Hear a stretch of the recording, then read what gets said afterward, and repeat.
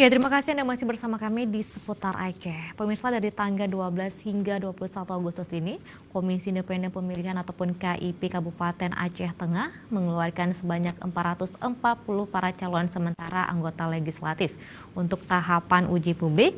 Dan sementara itu para calon legislatif ini nantinya akan bertarung dalam pemilu 2019 untuk memperebutkan 30 kursi DPRK Aceh Tengah.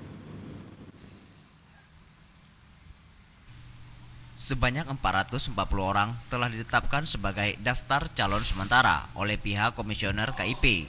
Dalam pleno selanjutnya, Komisi Independen Pemilihan Aceh Tengah telah mengeluarkan hasil verifikasi berkas para bakal calon legislatif di Aceh Tengah yang saat ini memasuki tahapan uji publik untuk ditetapkan sebagai daftar calon tetap sebagai proses tahapan pemilu legislatif 2019 mendatang. Penyampaian hasil penelitian, perbaikan dokumen dan penyusunan rancangan daftar calon sementara dilakukan bersama sejumlah perwakilan partai yang dinyatakan memenuhi syarat sebagai peserta pemilu 2019. Dan di Aceh Tengah sebanyak 18 partai untuk memperebutkan 30 kursi DPRK setempat.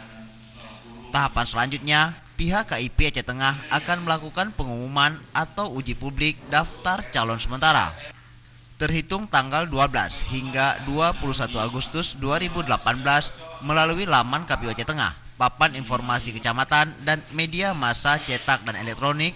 Pada tahapan ini, pihak KIP akan menerima masukan atau tanggapan dari masyarakat terkait para daftar calon sementara yang telah ditetapkan oleh KIP ini.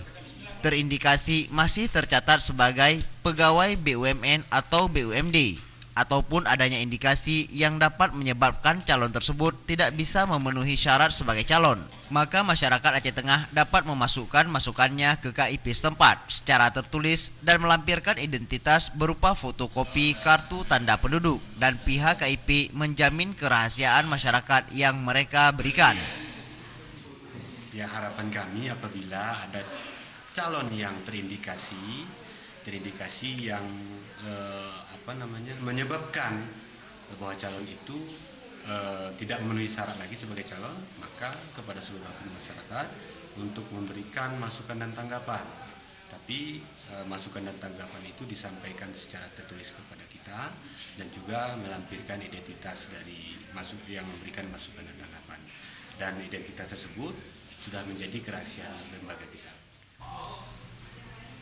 Setelah pengumuman daftar calon sementara dikeluarkan oleh KIP, partai politik yang dapat menggantikan bacaleknya apabila ada yang meninggal dunia dengan dibuktikan surat dari rumah sakit ataupun dari kepala desa. Hal ini untuk calon perempuan serta calon yang terindikasi terbukti melakukan tindak pidana serta melanggar fakta integritas. Dari Aceh Tengah, Tim Liputan Aceh TV.